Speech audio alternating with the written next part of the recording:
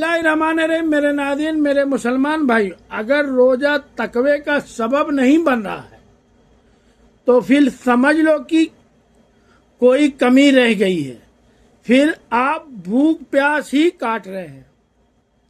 تقوی کا بہتر یا روزے کا نتیجہ، یعنی تقوی کا بہتر ہونا یا روزے کا نتیجہ ہے جو بندہ مومن کو نصیب ہوتا ہے۔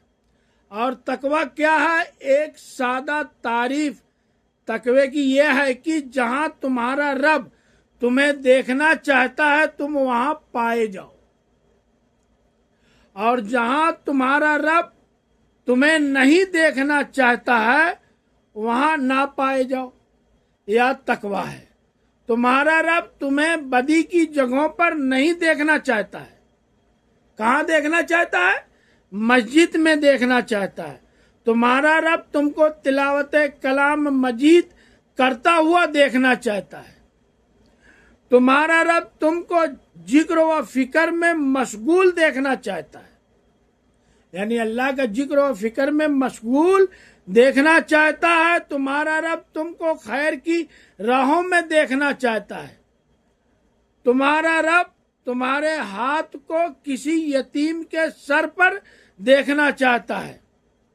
تمہارے ہاتھ پر جود، جبر، ظلم اور زیادتی نہیں دیکھنا چاہتا ہے۔ تمہارا رب تم کو اچھائی کی راہوں میں دیکھنا چاہتا ہے۔ تمہارا رب نہیں چاہتا ہے کہ تمہاری نظر بدکار ہو۔ تمہارا رب چاہتا ہے تمہاری آنکھ کھلے تو سامنے قرآن مجید کے ورق ہوں۔ تمہارا رب تم کو خیر کی جگہوں میں دیکھنا چاہتا ہے۔ یہ تقوی کا جمال ہے جو بندہ مومن کو نصیب ہوتا ہے۔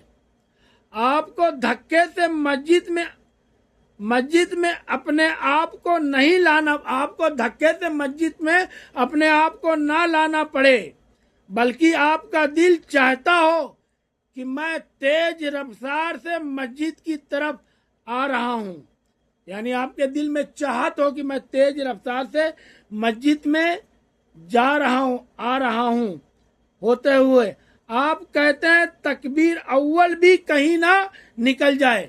آپ کے دل میں یہ ہو کہ تکبیر اول جو ہے وہ کہیں نہ نکل جائے، تو یہ مطلب ہے تقوی کا جمال نصیب ہونے لگا ہے۔ اس کا مطلب ہے کہ آپ کو تقوی کا جمال نصیب ہونے لگا ہے، من میں روشنی اترنے لگی ہے۔ برائی کی طرف تم کو کوئی لے کے بھی لے جانا چاہے تو تمہارا دل تم کو روکتا ہے۔ تمہارے راستے کے اندر اللہ کا خوف کھڑا کر دیتا ہے، تم کو نہیں جانے دیتا ہے، تو سمجھ لو کہ تم کو تقوی نصیب ہو گیا۔